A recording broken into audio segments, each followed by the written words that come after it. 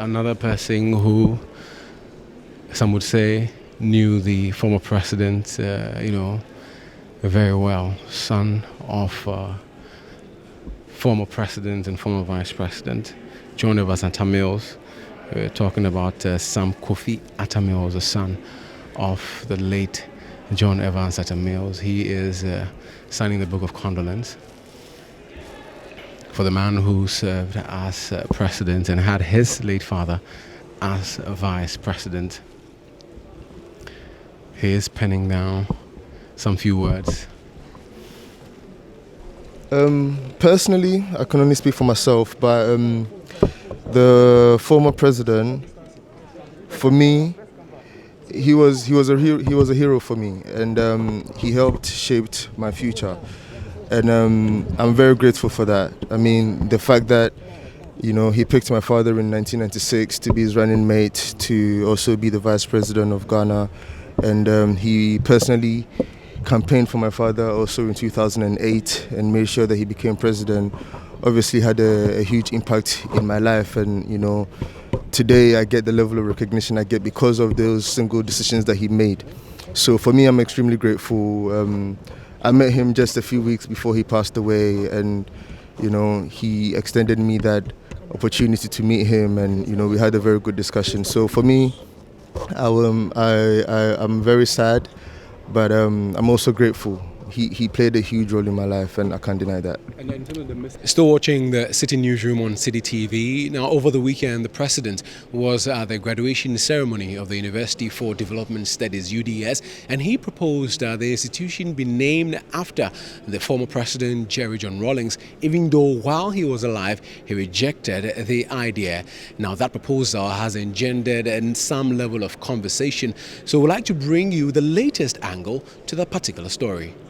I am surprised that any MPP government would want to name UDS after President Rawlings after he has gone, because he founded UDS and devoted his award prize towards the development of UDS.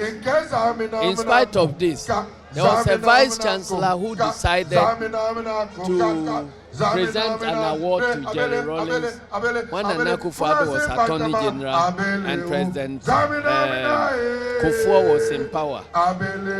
They frustrated that award. It wasn't naming of the whole school, just an award by the university.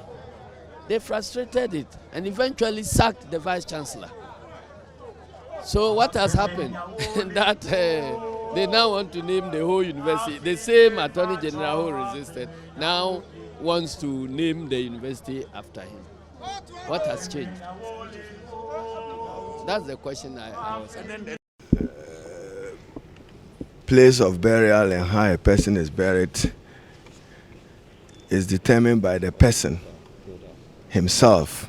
If God gave him the grace to be aware he was passing on, and necessarily in respect of John Rawlings, the political enigma of our time, is both an internationalist,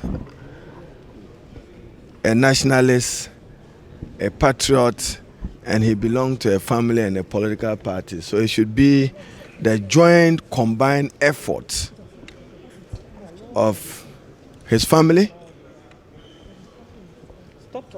the political party, the state, the Anglo state, where he was a royal and made part of the respected Anglo Traditional Council.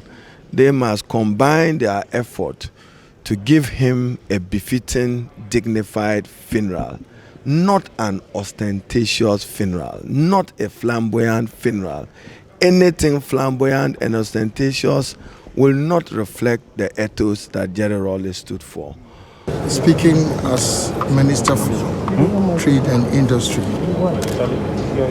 his role in helping Ghana to secure the bid to host the continental free trade area in our country will also forever be remembered. May the good Lord receive his soul in his bosom. His charisma as a leader enabled him to mobilize people around his vision, and that is always very important in leadership. And also as a leader who was clear and confident about what he was looking for. It made it possible for him not to be pushed around by friends and foe.